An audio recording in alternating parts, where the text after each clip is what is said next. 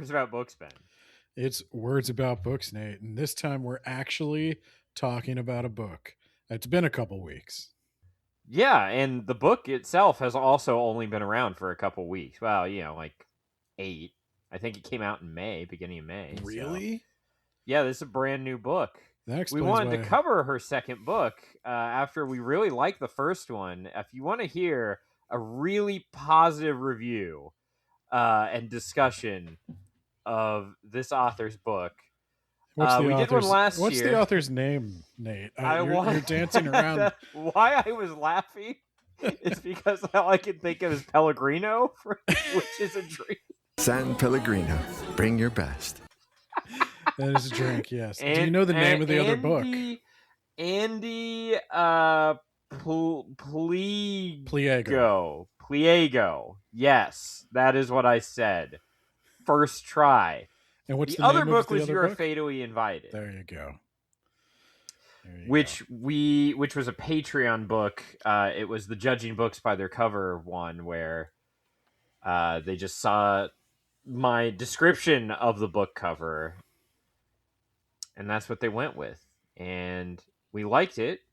Had some issues, but it was the first book. We thought, she'll refine it. Second book's going to be even better. Ben, how great was this book?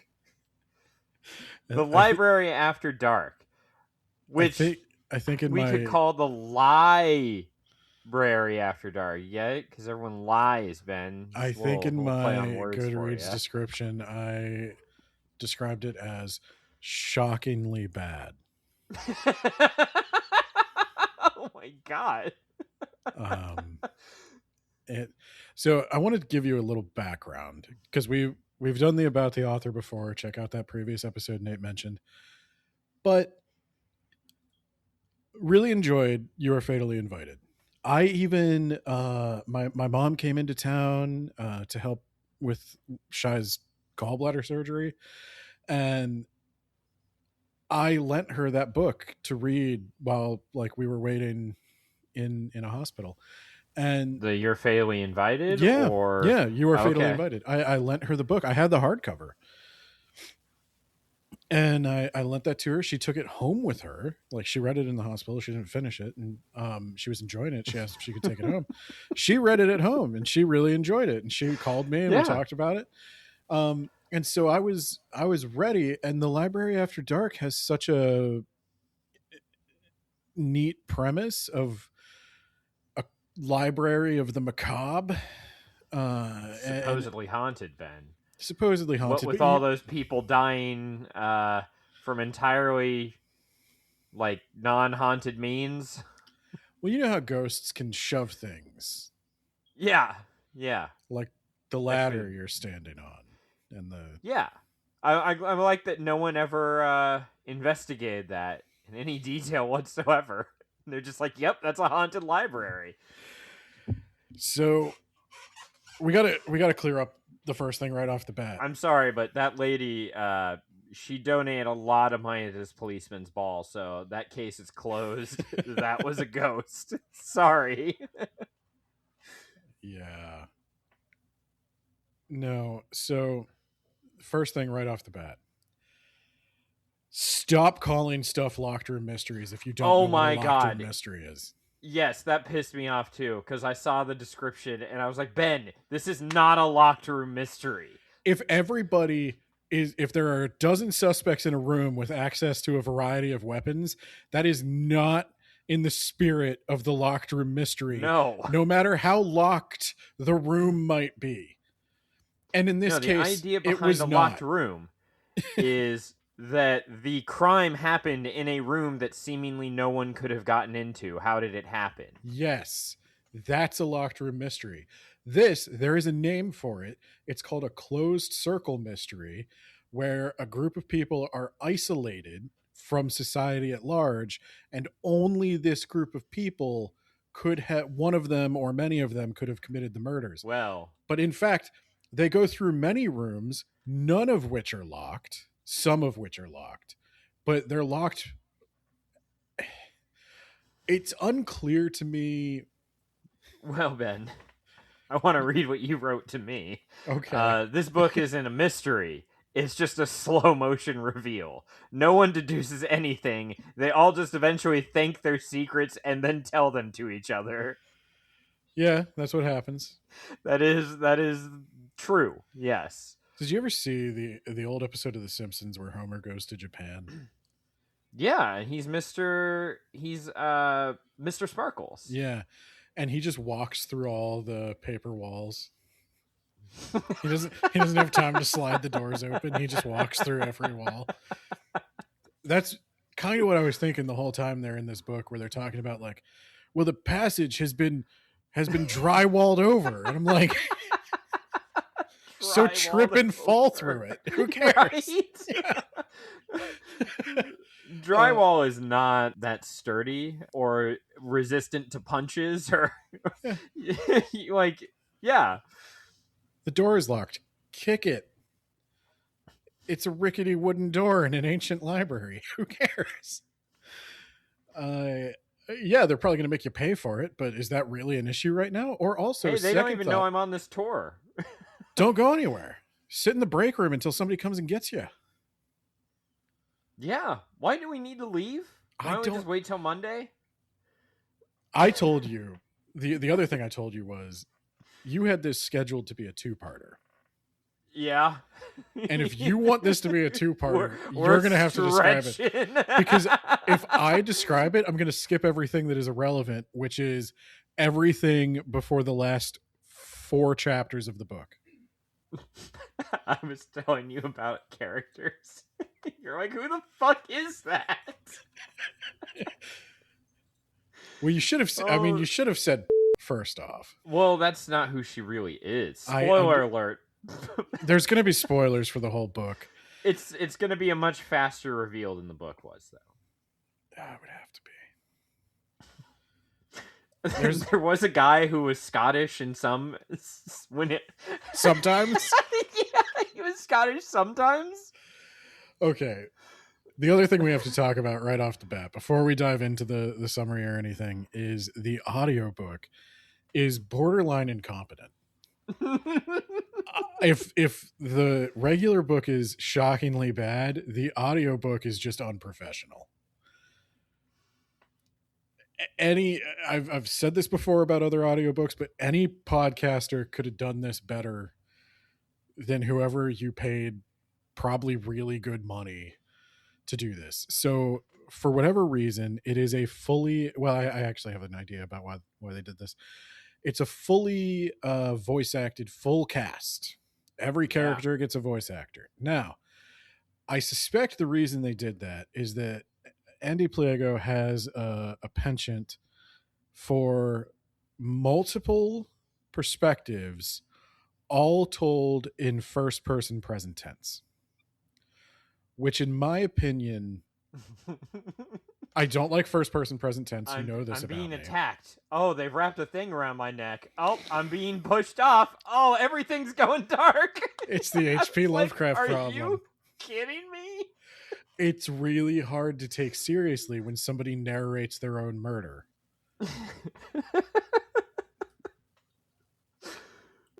I don't know. I'm an old man. I become more aware of this every year. I don't like what young people like. I think their opinions are bad and stupid. I also don't like what old people like.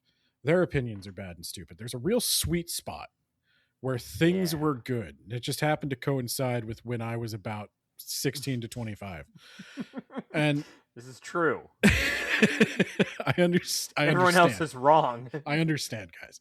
But one thing I do have a really strong opinion about is I don't particularly like first person present tense as a medium for telling a story, because that's just not how anyone has ever told a story.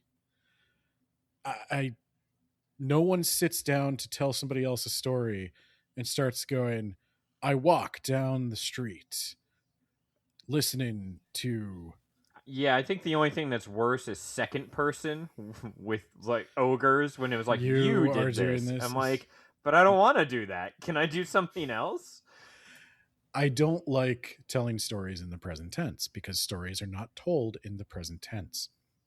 But I understand why that's caught on in certain genres, because particularly in like a romance genre, you want to put yourself in the character. Yeah, I do. I mean, the fantasy is that you're living this scenario, and I know people don't actually think they're living this scenario, or they're not pretending it, but that's the fantasy, is like you're vicariously experiencing romance through this main character. And that's fine, I get it. In a mystery, I don't. Especially a mystery where some of the people are thinking things that like are odd, like they know that there's an omnipotent god reading their thoughts, and so they have to make sure to be just vague enough I don't so as like not it. to betray their thoughts. Yeah, I don't like it at all in a mystery. And I especially can't understand why you feel the need to do multiple perspectives in the first person present tense. So, for the audiobook's purpose, having a different timbre to the narrator's voice is a real good way to remember what the perspective of the chapter you're listening to is. Otherwise, I really don't know how you would tell. Unfortunately, though they did have a fully voice acted cast, like 3 of these people are white women in their 30s. And the voice actors all sound the same. The only time I could tell you when it was Arya, which it usually is because she talks like this. Oh, it was And bad. I'm constantly on the I verge. wanted to grab her by the shoulders and shake her. And- Stop! Stop being you! Stop it! I could get used to him looking at me like this, but would he ever want He to said date I was. me He with said my I was so vampire. with my terrible secret? My terrible secret. My terrible secret that I can't even think to myself about in my own head? Explosive diarrhea. Come with that. Go to your office, Shy.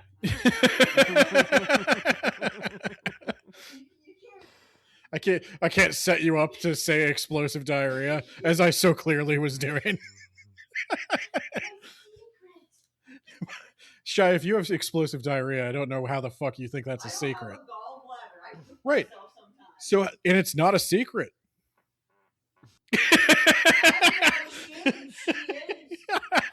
Whole apartment complex knows what's going on. The fire alarm goes off. No.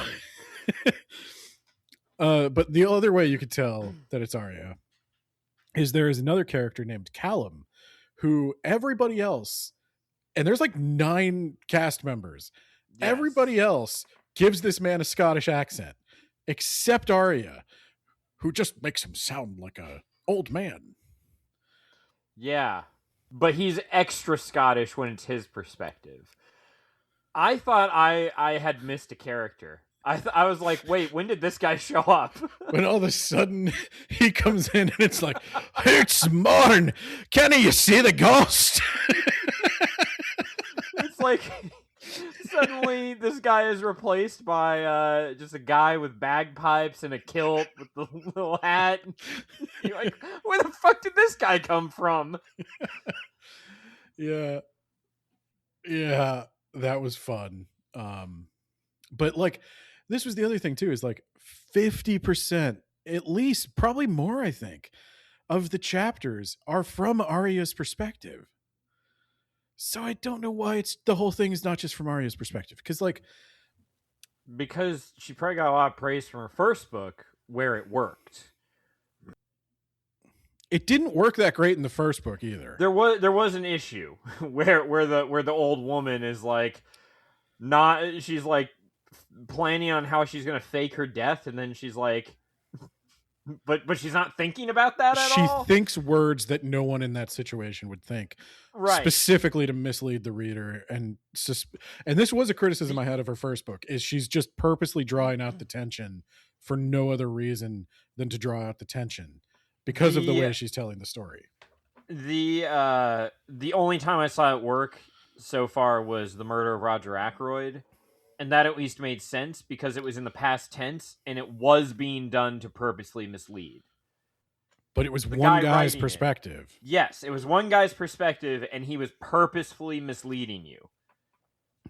Yes. But Agatha Christie also grounded her stories in somebody had to write this story down and tell it to you like a story. That's why you're reading it. Not just imagine you're in the head of 7 to 9 people.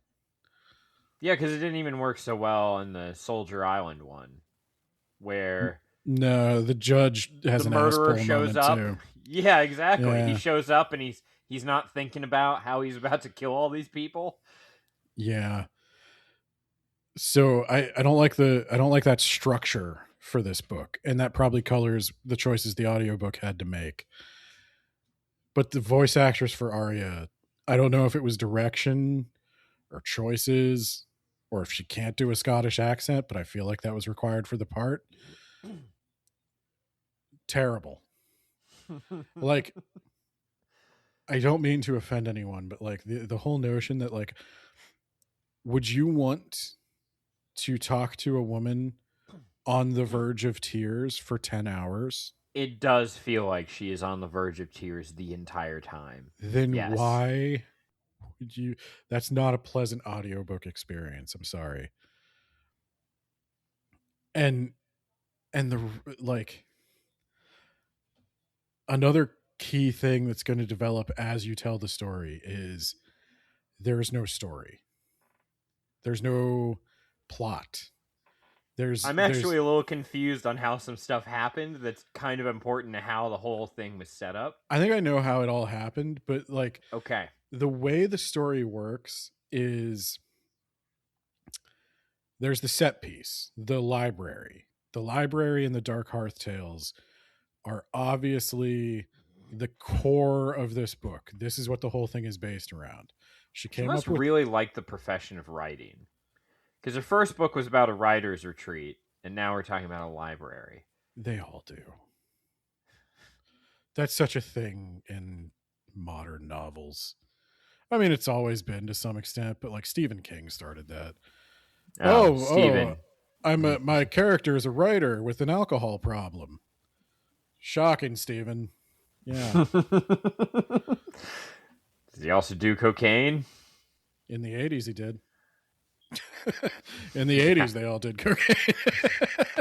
Let's get those creative juices flowing. He's sober now, and now all his characters are dealing with the problems of their alcoholic parents. Well, he's consistent at least. Yeah. But the library obviously came first. Everything's built around the library. Then she came up with how the characters' backstories and how they all interconnect.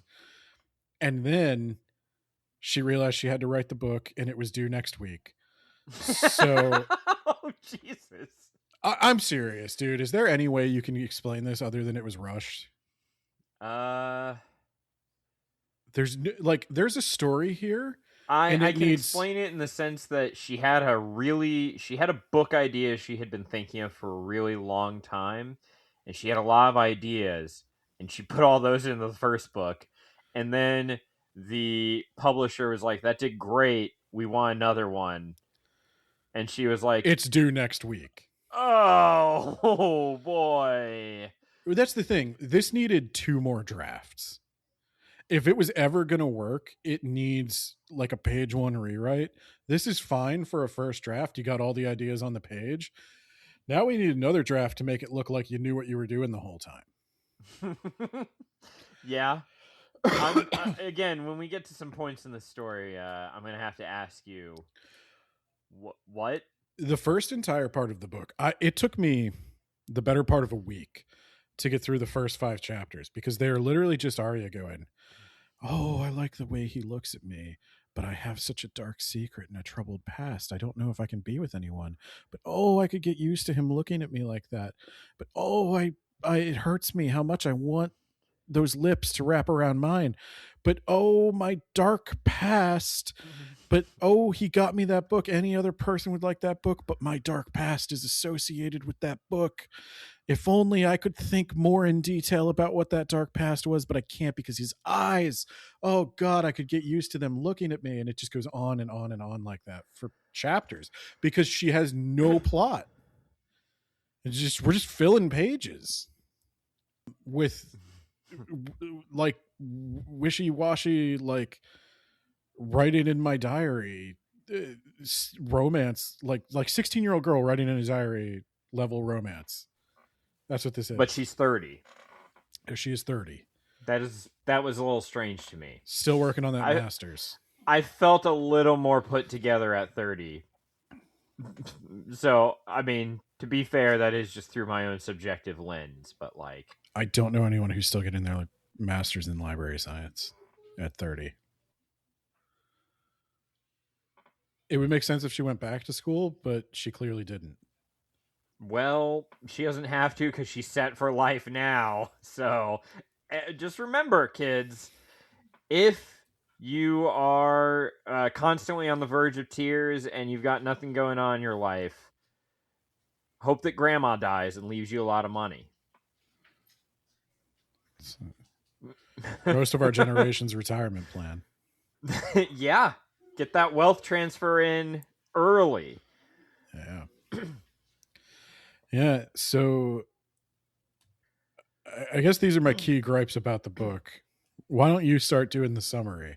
All right. So we start the book with a female voice thinking about how only one person was supposed to die, but I did a whoopsie and a whole bunch of people have died, and I'm going to have to kill some more people. Big oopsie. Because the killer is, in fact, a woman. So, if you're listening to the audiobook, you've probably solved the mystery already. Well, it certainly eliminates 3 suspects. Yeah. Right off the bat. Pretty quickly. And then I think the first 2 people who die are the other women. So. Yeah. Well, it narrows it down to 2. Yeah. Yeah, it narrows it down to 2. So. Now, if you were a fan of You Are Fatally Invited,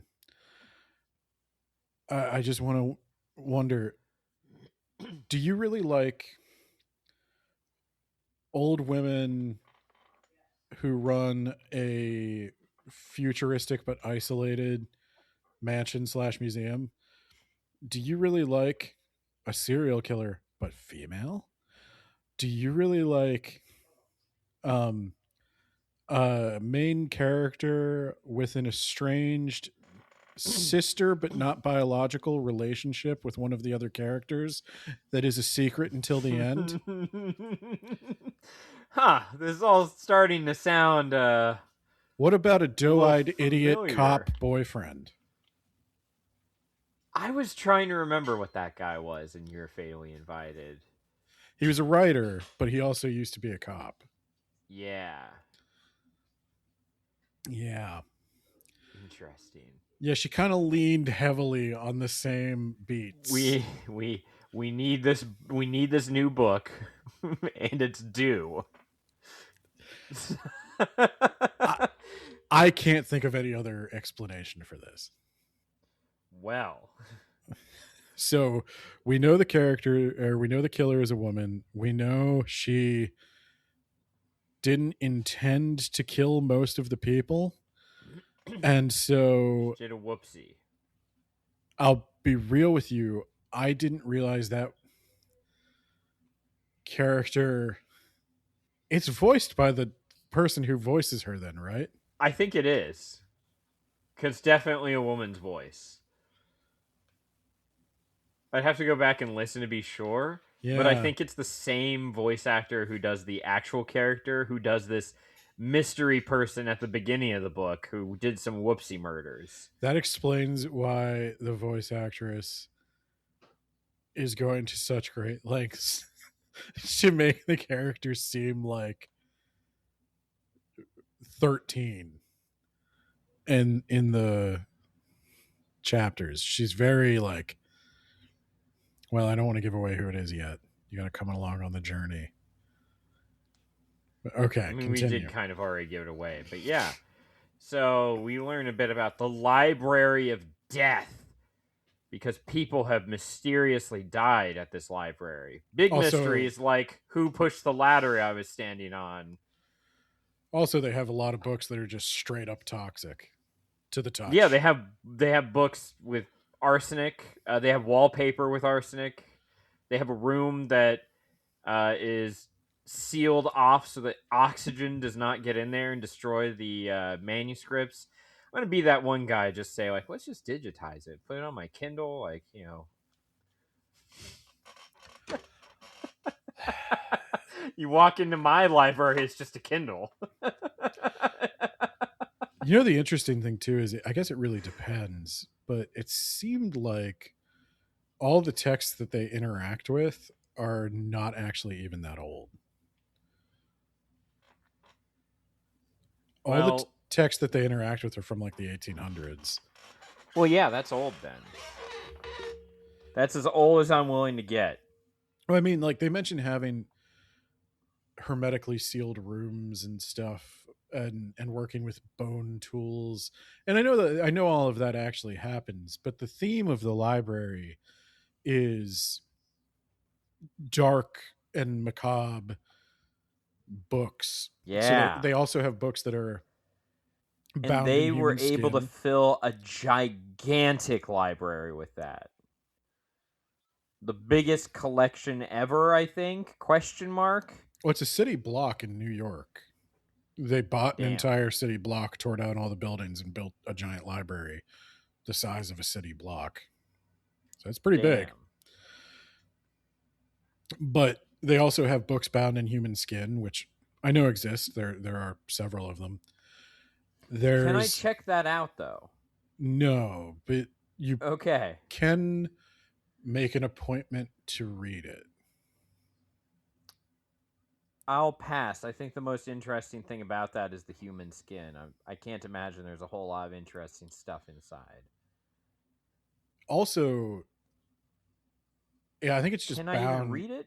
The ones that are bound in human skin, I think it's just the cover, because a human does not produce enough skin to be economical for book pages. I would imagine, yes, it's just the outside binding all the pages together. Well, I know this from like some of the medieval stuff I look at.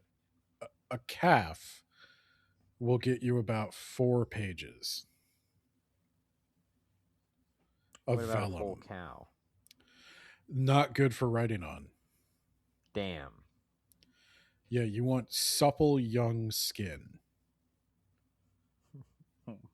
They either use calves or sheep. Yeah, that's probably why we didn't do a whole lot of writing. That and the fact that I can't read or write. It was It's all expensive. Latin. It was definitely expensive to acquire the materials. I mean, you had to kill an animal and not use that skin Ben, for something else. But you know what's so fancy about this library? what's It that? houses the original copy of the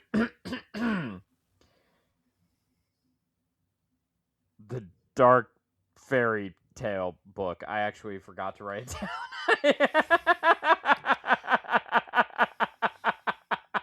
The Dark Hearth Tales. There it is. The Dark Hearth Tales. The Dark Hearth Tales. Oh, God. Of which there are only like 500 copies in existence, and this is the original one. That's the library's claim to fame, Ben. Yeah. I don't think Ande Pliego did enough research to make it plausible that this exists. It's the originator to the Grimm fairy tales, Ben. kind of strange that it's in 18th century English then. Yeah, well, shut up. That no one can ever know. No one can ever look at this thing up close. I don't think they'd need to. Like, you don't need to necessarily when it comes to ancient texts. This is an aside. This is a nerdy gripe. I have other gripes for how things couldn't possibly work out the way they do in the book, but this is a really niche one. For example, I've talked a little bit about the Corpus Hermeticum, which is attributed to Hermes Trismegistus. It's an alchemical text. It's an old, like, philosophical work, and they thought in the 1700s, when it got rediscovered, they thought it was an ancient Egyptian text translated into Greek. And obviously it would be a copy of a copy of a copy. Nope, original work. No one can ever know if they have the original manuscript of anything. Except we do. Going back, see this blood stain on the cover? That means it's original. Why would that mean? don't test that blood, by the way. You're gonna find out real quick that it's from someone actually in your database, and it's gonna be real weird. So if the Dark Hearth Tales existed, though I would imagine that the cells have already broken down, you probably can't get shit from that blood. It's been there for like decades. No. So I don't know why anyone would. Anyway, so, anyway, about the Dark Hearth Tales. They found out pretty reliably that the Corpus Hermeticum is not an ancient Egyptian text translated into Greek. It was probably originally composed in Greek in the 1st century AD. Well, we need to find whoever did that and find their ancestors and put them in jail for fraud. That's how we do things, right? And so, that being the case, there's a lot of ways you can do that. And I think the main way they did that was linguistic analysis. There's just too many modern conventions. And when you compare it to other ancient Egyptian literature, it doesn't structure itself in anywhere close to the same way. It's stylistically clearly from a different era. If somebody were to compose a story in modern times and try to make it sound old, there's usually tells. Especially when the people forging this don't seem to really know what they're doing. Hey. But that's what I mean when I say there's a whole linguistic side of this. Like, I think Ande Pliego maybe likes the idea of ancient texts more than actually looking at ancient texts, and I don't blame her, because they're confusing. Yeah, that sounds real boring, dog. I've done it. Just throw that ancient text into the Google Translate and tell me what it says. Well, you can't. So if you're actually trying to read manuscripts, here's the other thing about manuscripts. Because it's so expensive and because space is so limited and you have to kill a new cow every time you need more pages, I made a spelling error. God damn it. Yeah, no, they make a spelling error. They just write over that. Yeah. There's a thing in like Old Norse where a lot of the words end in a trailing R. If it's going to end in ER, they just put a dot over the last letter, and then they don't write the ER, and they're like, you see the dot, that means ER. And then they just do that. But nowhere do they explain that that's what they're doing. They just assume that, like, you're going to know, you're going to figure that out. And so, like, there's a lot of weird, it's called paleography, is studying ancient writing. And I love Pele. there's a lot of stuff that would come up with these Dark Hearth Tales that you wouldn't need to look at it to prove it's. Well, there are only 500 copies in existence, Ben. What are the odds that someone who studies paleography is going to get I don't that? even know what that means, because there's a ton of copies. It's a mass market paperback in this world. There's only 500 copies, Ben. It's probably on. Oh wait, no, her 25th Yeah. anniversary edition. Wait a minute, 25th anniversary. What? Hold on. Right. Wait, hold on. There's millions of copies of this book. You have a 25th anniversary edition. What's the anniversary of? Because it can't be of the writing if you're trying to sell this as I think Tony it's Porter's Grimm. of I the assume first publication of the text. Yes. Okay. Yeah, that's what I. Okay. All right. So what they're saying is there's 500 manuscripts, but that's also impossible for reasons that will become obvious. Yeah, but just play along, Ben. That this is a totally legit thing that the Grimm fairy tales then took inspiration from, and then they made their fairy tales. Do And you then- know how many lit PhDs there would be who specialize in medieval fairy stories, who would be analyzing the hell out of that claim and saying absolutely they did not? Like, I think in universe the things have changed such that like the brothers Grimm have acknowledged themselves that they were inspired by the Dark Hearth tales, but that's also impossible. Wait, wait, hold on. What? Did that happen? Did I miss that? In the book, I don't know if the brothers Grimm do, but in the book they mention like poets. Different poets claim that they claim to quote the Dark Hearth tales, or they reference the Dark Hearth tales. And so I thought like how we wrote Edenverse, which references the Dead Sea Scrolls. So I thought in universe, these poets from like olden times are making references to the Dark Hearth tales. I thought that was an in-universe truth. That happened. But you're wrong. That couldn't happen. No, as we're going to find out. That is impossible. So I think that might actually just be an inconsistency in the book. Well, anyway, this haunted library that kills people by pushing them off ladders and shit it was run by Evangeline... Name? Riordan. God damn it! I know it's down here somewhere, but the beginning of this book was a bit difficult for me to focus on anything. It's tough. Okay, so it wasn't just me. I didn't even write Evangeline's name in my notes until later on, after people had said it enough. At first, I just wrote, she died and is survived by a grandchild. But that grandchild is MIA. There's a missing heir. And our story focuses mostly on Arya, who has been dating a man named Jasper for 4 months, and they haven't kissed yet. That's a little weird, I gotta tell you. They've got around that by being long distance for most of it. Yeah. So it's not like they see each other every day and they haven't kissed.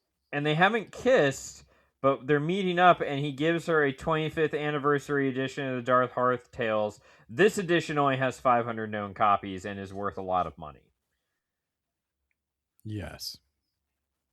So the first thought is like, is he even interested in women? And he is, Ben. But he also has a secret dark past. Everybody has a secret dark past. That's... Except for the one author. She just kind of gets killed. Wrong place, wrong time. You could tell that there were some characters that she hadn't quite fleshed out because they existed only to muddy the waters until they died. Yeah. That is what happened. The Scottish guy hilariously being one of them. Who sometimes does have a Scottish accent, and sometimes doesn't, and sometimes really has a Scottish accent. So Arya's thinking about, like, there's something that's wrong with me, and that's why I can't keep dating this guy, but I love him so much. He, like, slips. He says I look so vampiric, which I guess is a thing we say, us millennials. Um, There is a lot of like Joss Whedon style language. I heard people are difficult for her. She doesn't have inhibitions, and she cut up her thighs and bit the inside of her cheek to bleeding at one point, but she does have inhibitions. Yes. Like a lot of inhibitions, actually. Yes. And then my next note says, is this a different woman? No, she's just purposely thinking crazy thoughts to make you think she might be crazy. And then when she actually reveals her secret, she'll go back to being a normal person who doesn't randomly misdirect in her own internal monologue. Yes. So then she's thinking about how, like, something bad happened in my past. And Jasper, he's come here. Not only has he given me this book, but he gave me a ticket to this tour. We're going to go tour the library. The library that I was told to never set foot in ever again. The library that if I had set foot in, then Evangeline would come down on me with all the resources of a very wealthy person. But she's dead, so she can't hurt me. Or can she? Because it's the Library of Death. Maybe her ghost haunts it. Maybe the cameras will catch my face, and that will send Almost out an certainly. alert Yeah. to the server, and then they will destroy my life for that dark thing that I did in the past that I can't think about because it's too dark and horrible. It's definitely going to happen. It's New York. You're on like facial recognition on 30 cameras on your way down the block. And then you're going to be on all of their cameras, and it's like people there probably know you.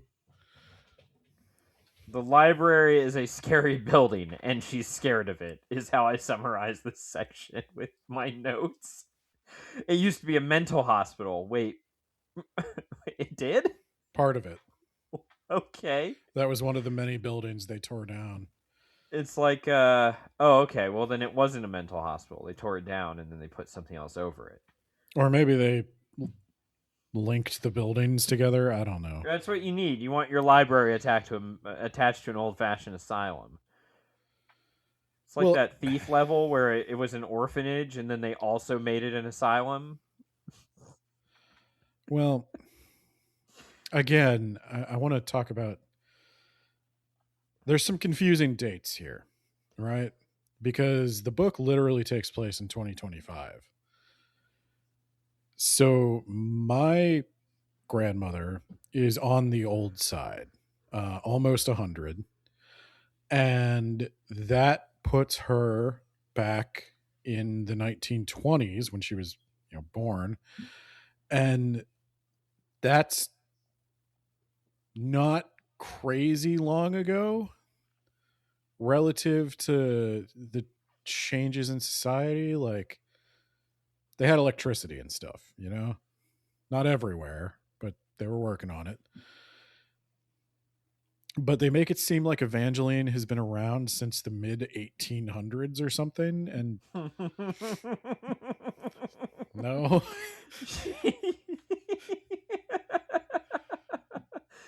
It's like, oh, they tore down a mental hospital, and they must have built this in the 70s.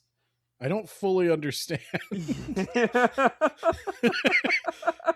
Like, it can't. It's like, that's why I said, like, I don't know, like, what's the in-universe thing here of what this library is and what the Dark Hearth Tales are, because the Dark Hearth Tales seem to have a much larger impact on society than I would say even the Brothers Grimm fairy tales have had on our society. and they're definitely real, Ben. They're 100% it's a real book written by a real person who definitely existed before the Brothers Grimm. Yeah, we got to get a little further before I can really talk about my gripes with that. But okay, so she built this library in the 70s, but it's super haunted. That's my thing. Super haunted.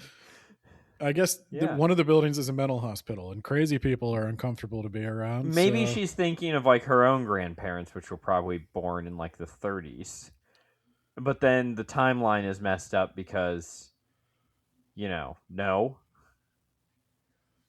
Yeah, I don't.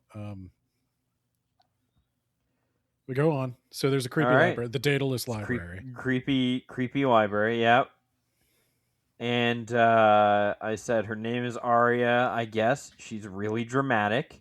She knows that the library lady, Evangeline, died recently, and she knew her. And yeah, there we go. Riordan promises to hurt her if she ever steps inside this library again. Can I ask you one more question? Do you think there was a reason she chose the name Daedalus for the library, other than that it sounds vaguely ominous to an English ear? I don't know. I 'Cause, assume like- it had to do with is it going to fly into the sun?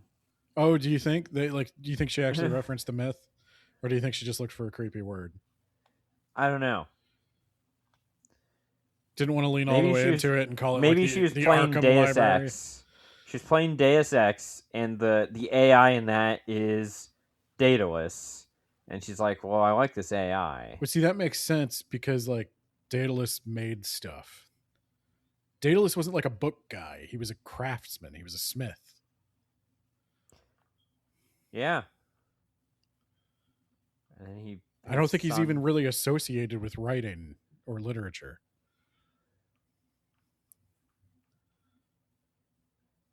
Well, Shouldn't it be like it's always Deus Ex. the Tote Library or something? Like The toad. Dead in German? no, or Thoth, however you say it. Oh, okay. It's pronounced. I've heard it. I used to say Thoth. I used thought or whatever. People told me it's Tote. Toads but goats. I know. There's your reference. But that's why, like, that's what it should be called. But then you're going to have a bunch of people saying Tote or Thoth or Thought, and it's not going to sound ominous. And you know that each of the voice actors would say it a different way. There'd be no direction whatsoever. Yeah. Okay, continue. So we're in the Daedalus library. Just me and my smoking hot boyfriend who hasn't kissed me yet. And also, who's this guy? And who's that guy? And who's that lady? Where are all these people coming from? It seems like we got a wee problem here. Except sometimes I talk like Busts this. out his bagpipes. And yeah, so this is Jasper's like, who the fuck are all these people? We're here for the After Dark tour. We heard it was a private tour, and Saskia, like Sasuke, but with an at the end. Like, that's what I kept imagining. I think Saskia is a Sasuke's- pretty common Slavic name. Was she Slavic? Yeah, Oh boy, I did not picture her. she at mentioned all. she's from Romania. Oh, well, she's the first Japanese Romanian I've ever heard of, so congrats. She doesn't even sound remotely Japanese. What are you talking about? But that one guy didn't sound fucking Scottish. But the weird thing is, everybody tries to do like a pseudo Russian accent for Saskia. Yeah. And I'm not going to lie to you. I looked up every voice actor, and I'm not going to name them because it would be mean. But the person who voices Saskia is also named Saskia. And I kind of wonder if the character is based on that person and then she got them to do the audiobook. In which case, that's sweet, but I wish you could have put him in a better book. So she is going to be guiding this tour. And also, sorry, but we've got like 8 people coming to this tour, one of which isn't going to show up. It isn't a real person. But you're all going to have to sign in. So, like, you were all invited. Wait, what the fuck was that about? I don't remember. It was a reference to one of the tales or something. Yeah, I know it's a reference to a tale, but why did they do that? I have no idea. Weird. Yeah, I have no idea what that was about.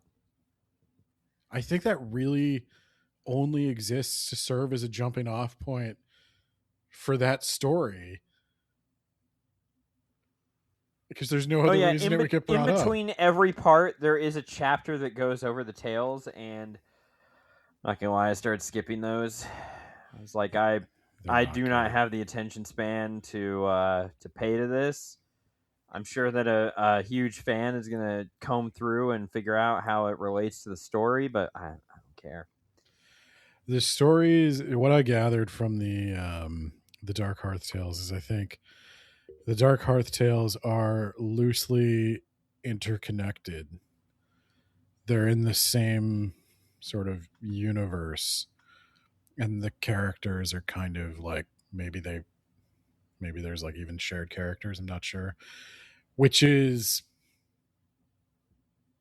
a fairly modern idea. Again, going towards like,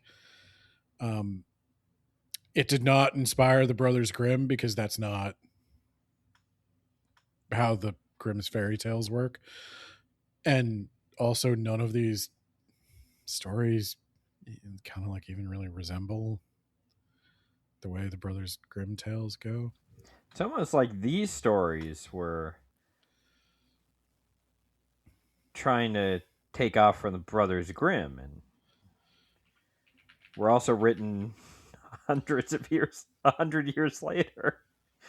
Well, and here's the other thing: the Brothers Grimm. I just want to be clear. Absolutely, were inspired by other stuff.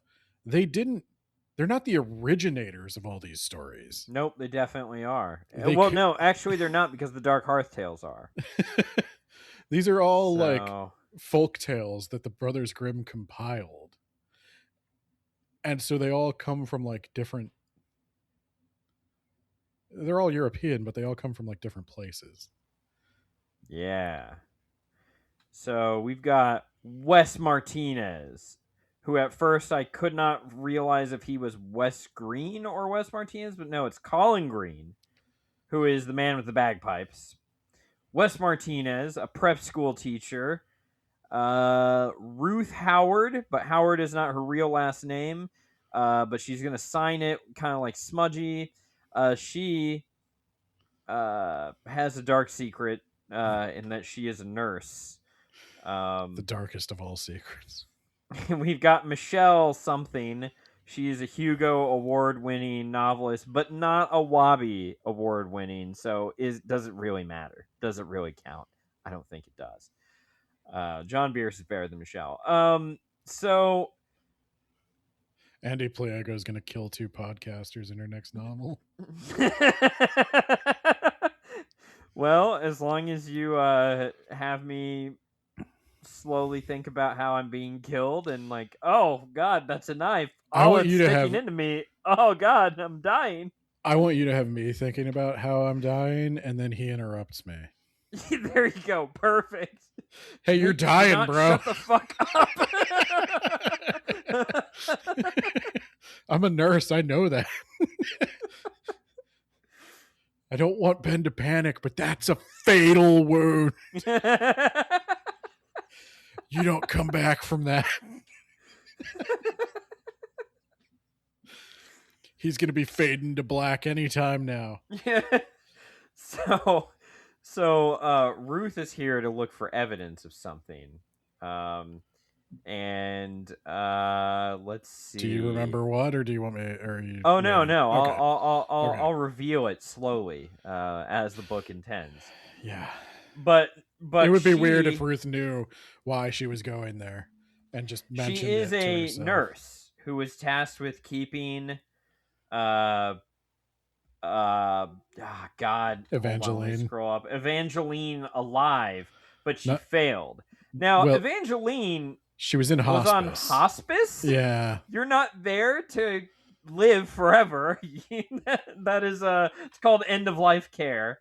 And this Evangeline dying led to Ruth losing her job, and she just wanted, then she could afford to live in her house and be close to her son, and her son thought she was a failure, and like She really just loves this nursing job. She grew up reading chapter books of Florence Nightingale. And I wrote, what? You did what?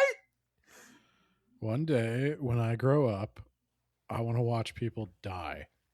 Florence Nightingale was definitely a pioneer in nursing, but also some of her biggest breakthroughs kind of seem very obvious to us now.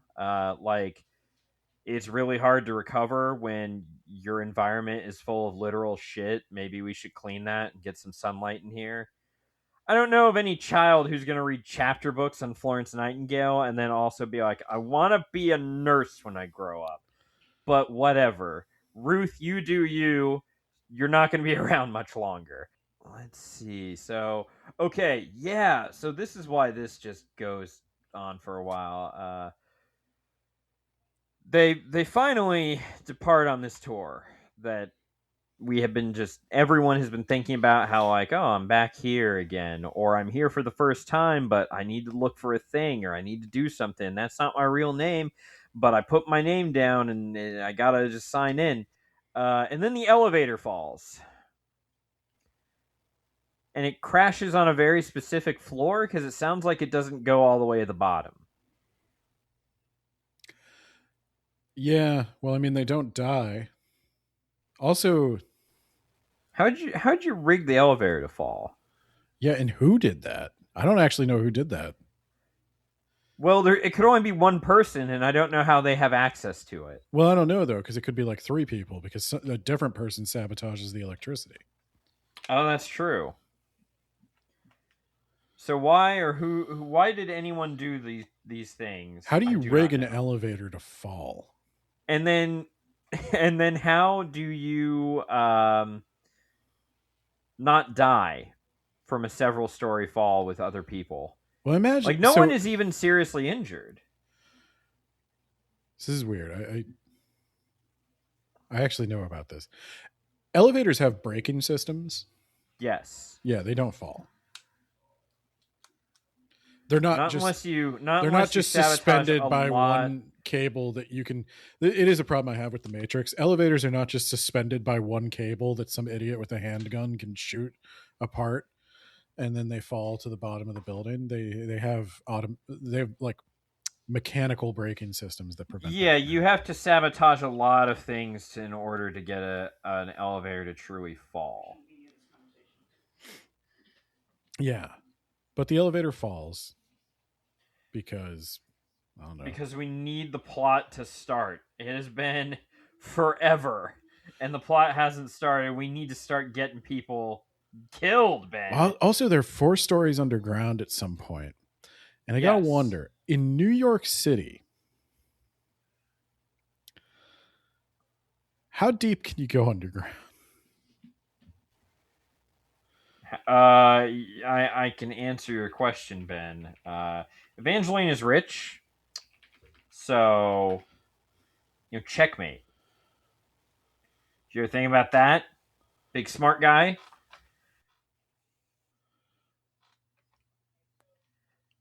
Well, what I'm thinking is more like, do you know how New York City is an island, a series of islands? No. Like in the ocean. Yeah, you just dig under the ocean. Well, see, that's the problem is like they did for the subway.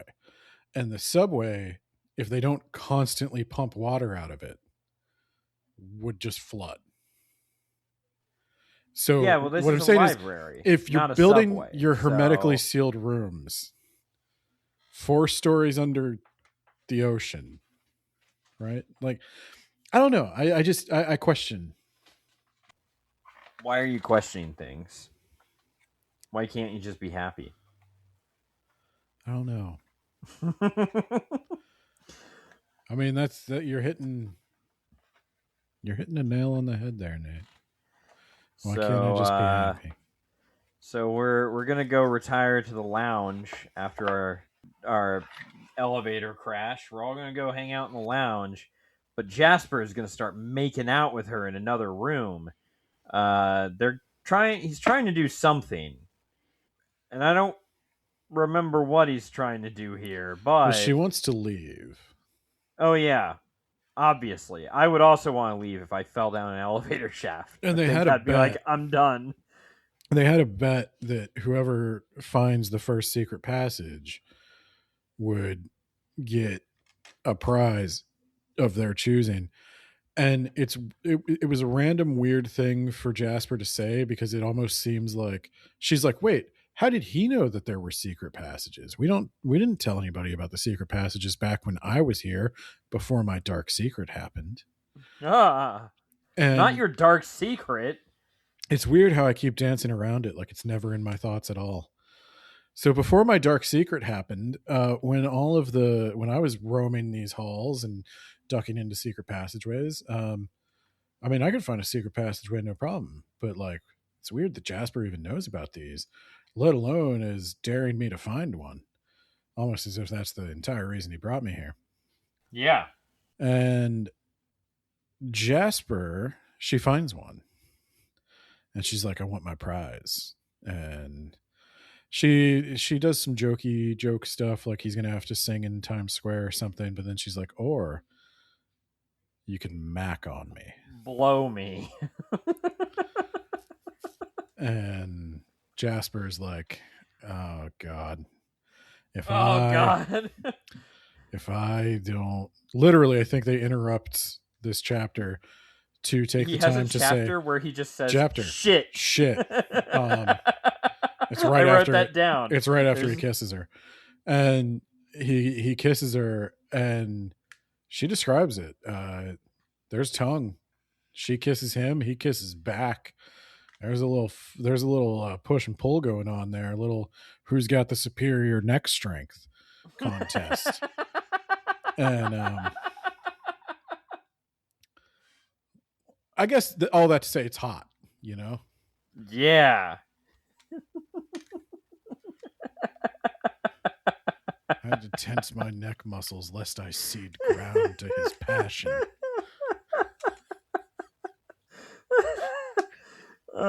So Call up Chad anyway, Dingleton. I got an idea for a scene.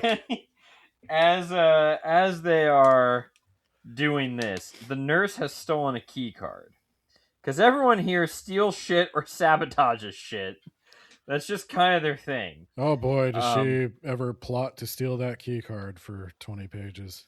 And she did steal it eventually. And she stole it and is now in her thing. She's going to go find the evidence that she thinks is on the grounds of this library, that Evangeline was killed, and also it wasn't Ruth's fault. So Evangeline, even though she got acquitted of wrongdoing, it ruined her career. You didn't mention this, but Evangeline didn't die naturally. She overdosed. Yeah. And a lot of people blamed the nurse for maybe shooting her too full of the good stuff. But in fact, it was ruled a suicide. Evangeline had killed herself. But my son thought I was a fucking failure, so I had to come to this library to make sure. But also, she didn't clear my name. She didn't overdose, right? No, she did not overdose. And they would have have got pillowed to the face. They definitely would have found that, right? Well, they saw a syringe. Well, no, but like to her when bed and just concluded, "Yep, that checks out." Don't they automatically do autopsies for suicides? She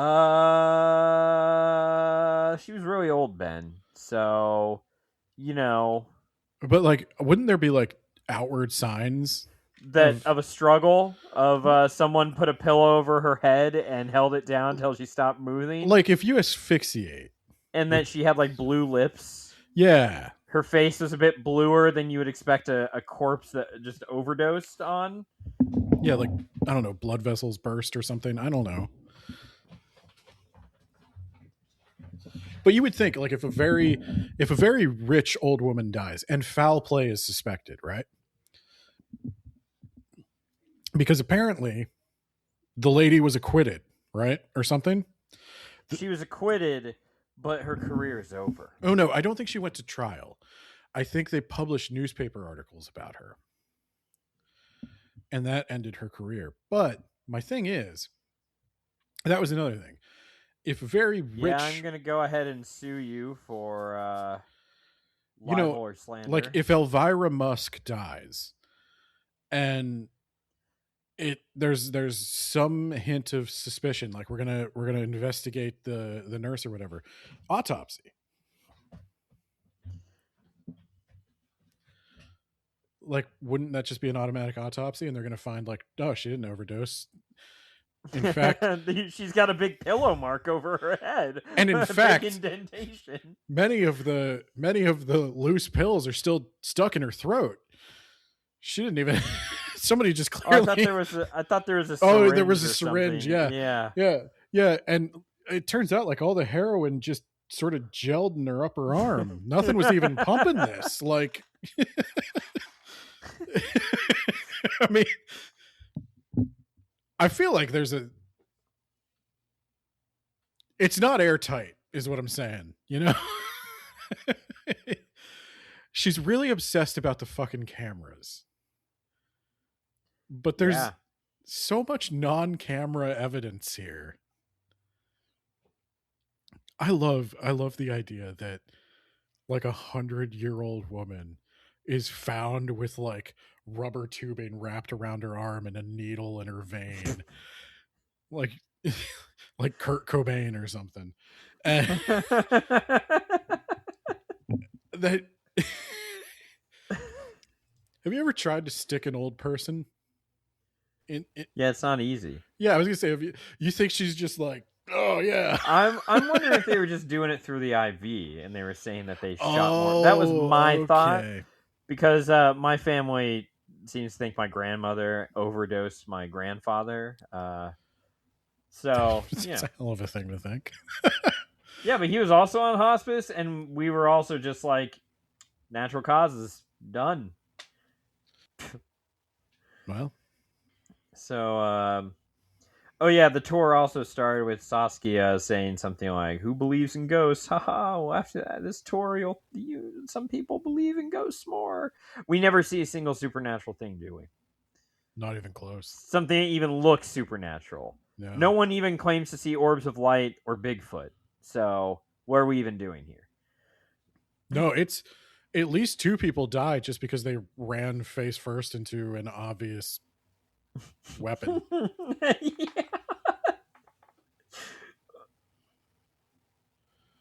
Then we hear Ruth scream, and Arya finds a map on Ruth's body. Scream.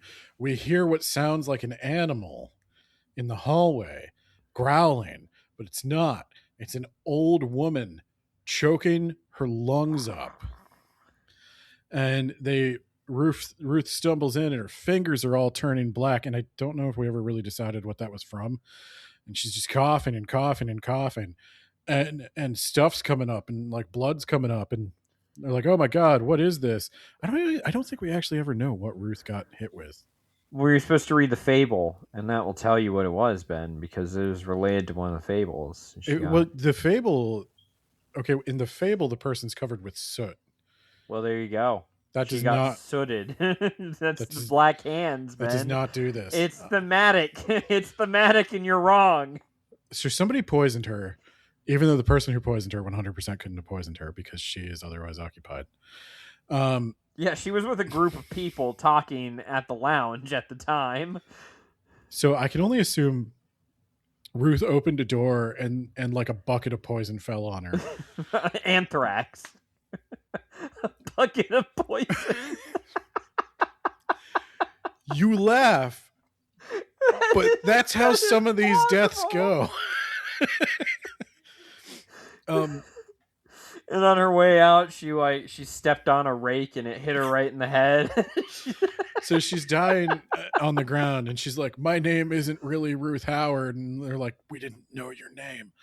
We did. Who are you? We just met you 30 minutes ago.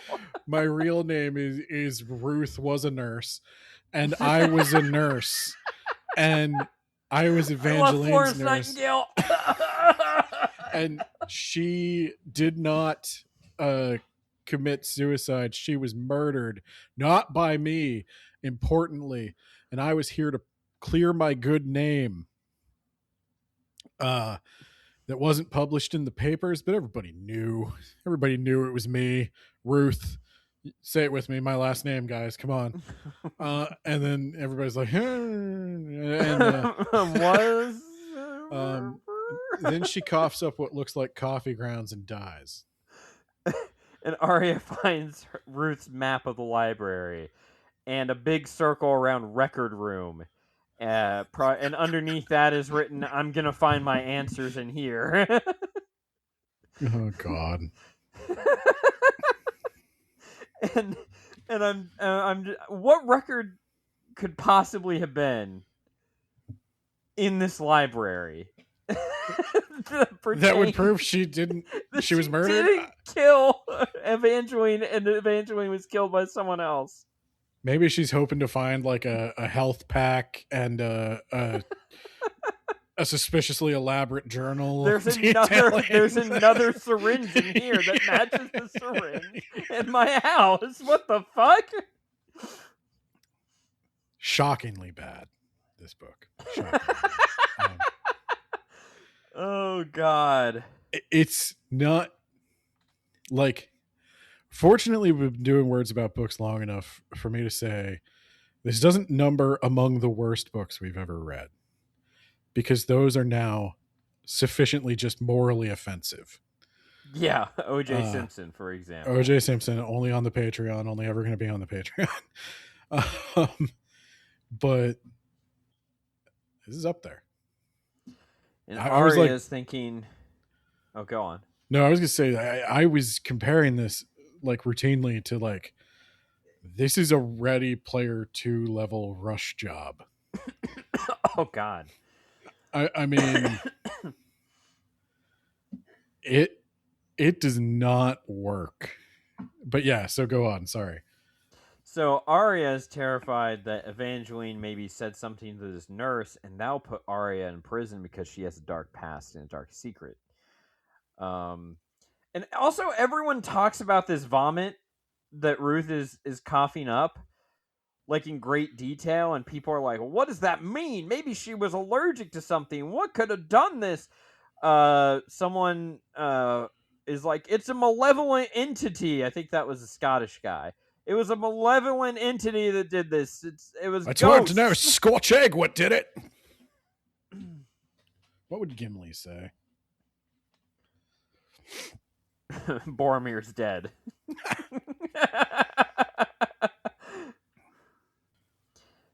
And Michelle is like, Ruth was the nurse. I wonder if she knew that I met with with Evangeline before her passing, which isn't something I told Colin, the Scottish guy.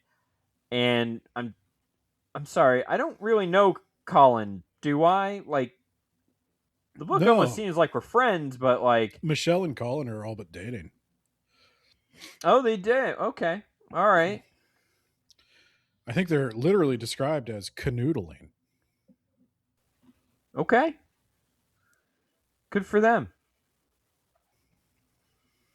Let's see. She died with blackened fingers like the girl in the book, except not like the girl in the book. I wrote, you guys jumped to Ghost really quick, which I thought was stupid, but they at least explain a little later why he did that. Evangeline quotes Dune about fear being the mind killer. She doesn't say fear is the mind killer. She says, I must not fear. And I kept waiting for her to say fear is the mind killer, but she never does. Maybe I just imagined it because that's how the quote goes. Yeah, you can't hear somebody say that. It's like somebody saying J.G. Wentworth. 877 cash now. 877 cash now. I have a structured settlement and I need cash now. You're goddamn right you do. And that's our episode. We did this all in one recording for once. So that's it. Join us next time where we will figure out who is killing all or at least some of these people. Why are they killing some or all of these people? Will Nate learn that it is Callum and not Colin? My notes said Callum, Colin and Cal. So maybe I won't learn. Anyway, I'd like to thank our $10 patrons. As always, we've got John Pierce, a real author who I might be meeting soon to present a Wabi Award to. He can't have it, but we could take a picture with him and it. We've got Jamie, the Gravy Man, on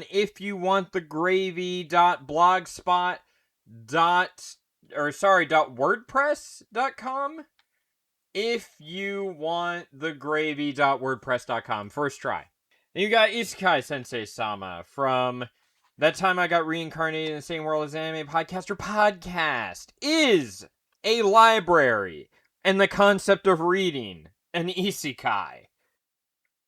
What if you hit someone hard enough with the book?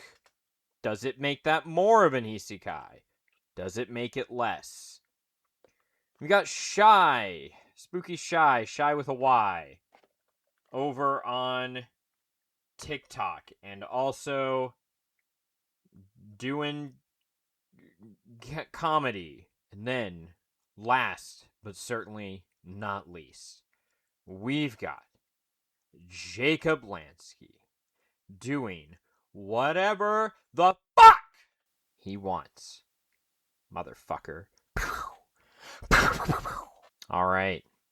I think that's all of them. That sounds about right. If I missed you, write Ben an angry letter. Okay, bye.